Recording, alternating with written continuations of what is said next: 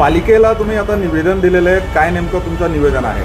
निवेदनाचा मजकूर असा आहे की गेल्या 7 ते 8 महिन्यापासून म्हणजे जवळच वर्षभरापासून जे पश्चिमेचं सर्कस मैदानावर नाट्यगृह तयार झालेलं आहे, त्या नाट्यगृहाला साहित्याशी निगडीत आणि त्या रंगभूमीच्या हिशोबाने ज्या साजेस असं नाव लोकशाहीर अण्णाभाऊ साठे यांचं नाव देण्याची मागणी सातत्याने झाली.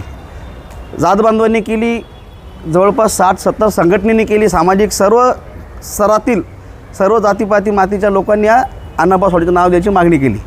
वर्षभर झालेलं आहे. प्रशासक आणि इतर लोक फक्त टाळाटाळ करत आहेत. आज करू उद्या करू, एक साधा ठराव पास करून नामांतराचा विषय संपवायचा होता. पण आता त्याच्यामध्ये गलिच्छ राजकारणाची दुर्गंधी येऊ लागलेली आहे. कुणी उगाचच कुणाच्या भावना दुखावण्यासाठी किंवा कोणाला पुढे करण्यासाठी नाव दिलं, याची नावाची मागणी त्याच्या नावाची मागणी. आम्हाला कोणत्याही महापुरुषाच्या किंवा कोणत्याही नेत्याच्या विरोध आम्हाला विरोध नाही आहे.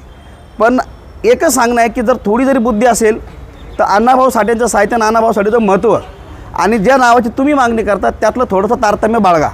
त्यातलं जरा चढ उतार, त्याचं माप खोली पहा, त्याच्यानंतर तुम्ही मागण्या करा. उगाच विषयांतर करून वादविवाद करून या सगळ्या गोष्टी सुटणार नाहीत.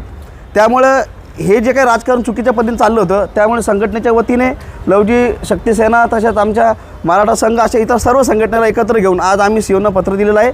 त्या पत्रामध्ये नमूद केलेलं की येणाऱ्या ऑक्टोबर 15 तारखेपर्यंत आपण याच्यावर निर्णय घ्यावा आणि अण्णाभाऊ साठेच्या नावावर शिक्कामोर्तब करावी. अन्यथा 16 तारखेला सकल मातंग समाज व इतर बहुजन समाज जो काय आमच्यासोबत आहे, हजारोच्या संख्येने सर्कस मैदानावर जमा होऊन त्या ठिकाणी आम्ही आमच्या हाताने लोकशाहीर अण्णाभाऊ साठे या नावाचं नामकरण करून त्या पार्टीचं उद्घाटन करणार आहोत, असा आम्ही स्पष्ट इशारा त्यांना दिलेला आहे.